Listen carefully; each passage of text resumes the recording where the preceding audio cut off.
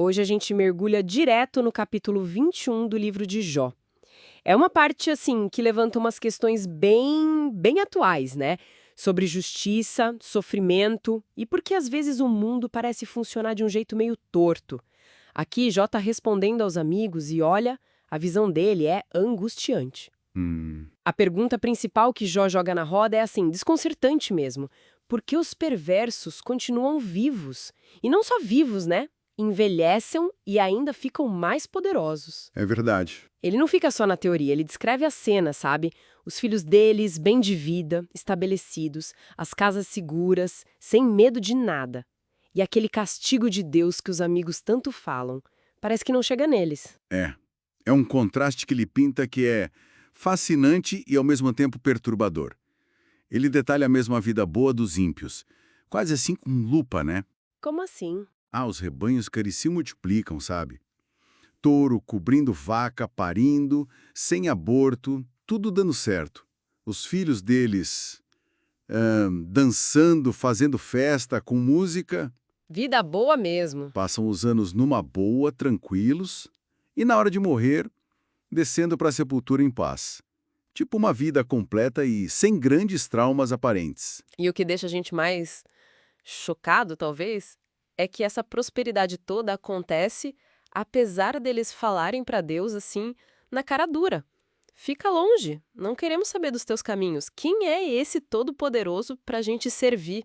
O que a gente ganha rezando para ele? Uma rejeição total, né? Total. E é interessante que Jó faz questão de dizer: olha, essa prosperidade não vem deles mesmos, não. E eu fico longe do conselho dessa gente. Ele se distancia, mas aponta o fato.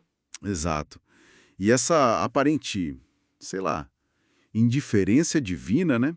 Diante dessa rejeição toda, leva Jó a questionar uma coisa ainda mais profunda, ó dos amigos. Aquela teologia da retribuição, né? Ah, sim. Aquela ideia de que Deus sempre recompensa o justo com coisa boa e pune o ímpio com sofrimento. Aqui e agora, né?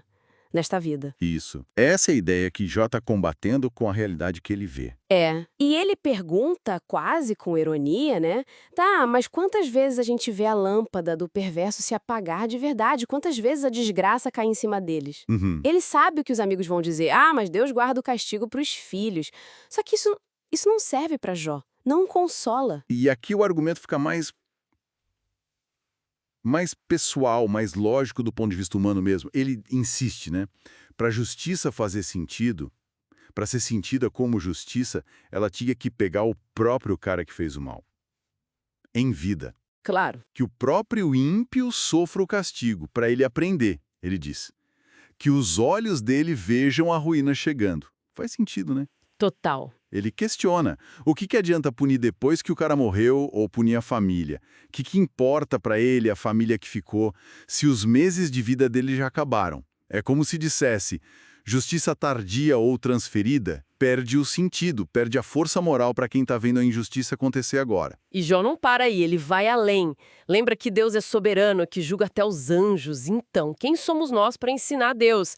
Mas logo ele volta para a terra, para nossa experiência, e toca numa ferida aberta, né? Uma coisa que incomoda muito. Que é? A morte. A aparente aleatoriedade da morte. Ele descreve: um cara morre no auge, seguro, tranquilo, com saúde, bem nutrido. Entendo aí, em contraste direto, outro morre com a alma amargurada, sem nunca ter provado nada de bom na vida. Exato. E o ponto crucial, o que iguala todo mundo no final, pelo menos aqui na Terra, é o destino físico.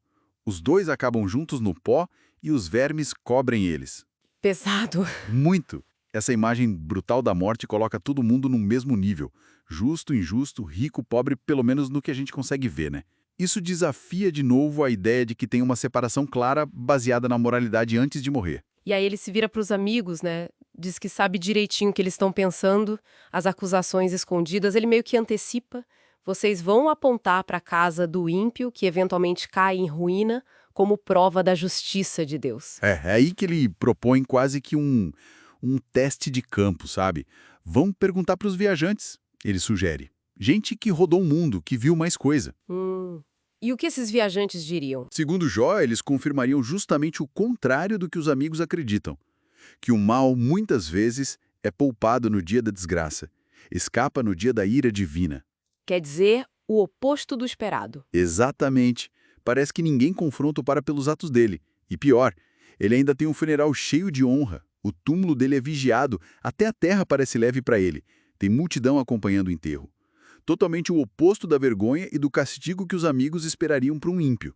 Então, como é que Jó fecha essa discussão toda, essa argumentação tão forte? Ele simplesmente joga fora tudo que os amigos disseram, sem dó. Como assim? Ele chama as consolações deles de disparates, de respostas vazias, de falsidade. É uma rejeição completa. Ele termina dizendo: como é que vocês me consolam com essas bobagens? As respostas de vocês não passam de falsidade.